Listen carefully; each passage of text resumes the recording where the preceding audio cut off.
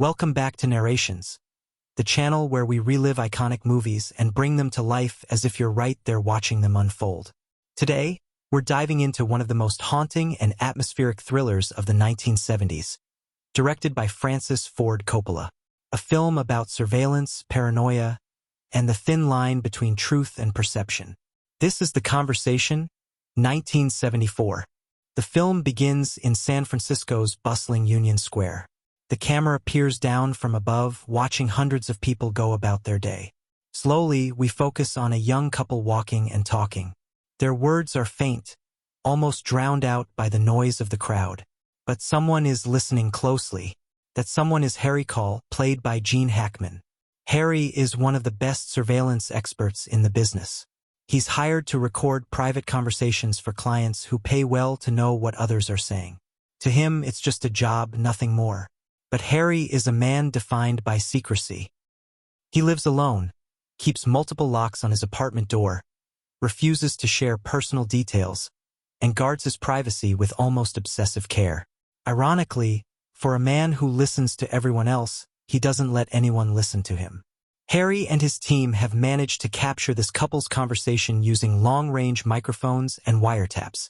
Back in his workshop, a cluttered loft filled with tape machines and audio equipment, Harry pores over the recording. He replays it again and again, filtering out the noise, amplifying certain words. Slowly, the pieces come together, forming a clearer picture of what was said. The couple seems afraid. They talk about being watched, about a man they're trying to avoid. One line in particular cuts through. "He'd kill us if he got the chance." At first, Harry tries to treat it as just another job. He hands the tapes over to the mysterious corporate director who commissioned the recording. But something doesn't sit right with him. He becomes fixated on that one line, replaying it endlessly, trying to decipher its meaning. Was it casual? Was it a warning? Or was it something more sinister? Harry's obsession begins to grow. He attends a surveillance convention where his reputation precedes him.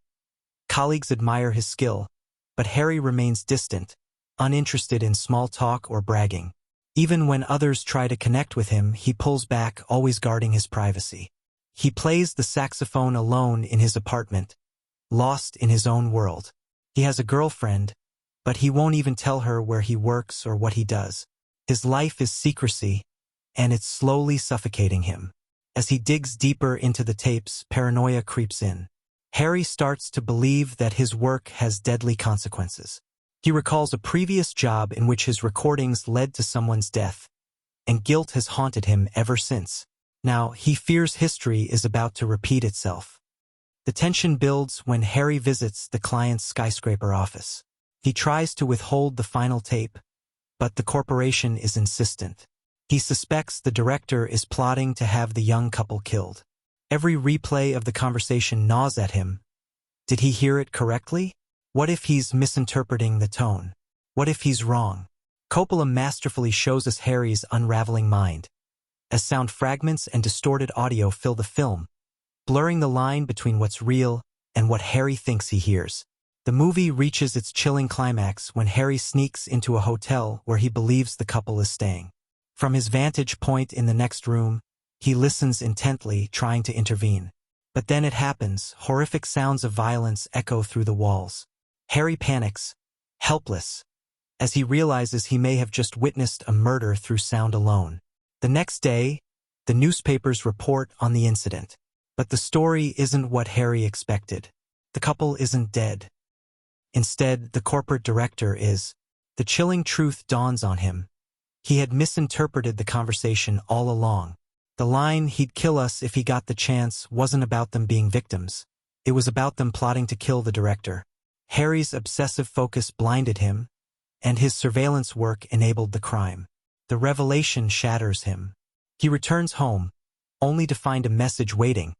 Someone is now watching him. His own skills have been turned against him. In one of the most famous final sequences in cinema, Harry tears apart his apartment, ripping up the floorboards, smashing walls, dismantling everything in search of the bug he's convinced is hidden there. He finds nothing. Finally, he sits on the floor, clutching his saxophone, defeated, surrounded by destruction. The film ends ambiguously, with Harry alone, stripped of all control. For a man who lived his life listening in on others, the terror of being listened to is unbearable. The conversation leaves us unsettled, reminding us of the dangers of surveillance, the fragility of truth, and the cost of obsession. This movie isn't loud or flashy. It's quiet, methodical, and deeply psychological. Gene Hackman delivers one of his greatest performances, portraying Harry Cole not as a hero, but as a deeply flawed human character trapped by his own paranoia. Coppola crafted the film between The Godfather and The Godfather Part 2, and it won the Palme d'Or at Cannes, cementing its place as one of the most important films of the decade. If you enjoyed this narration, don't forget to like, share, and subscribe for more retellings of cinema classics. And if you've never seen The Conversation, watch it. It's not just a thriller.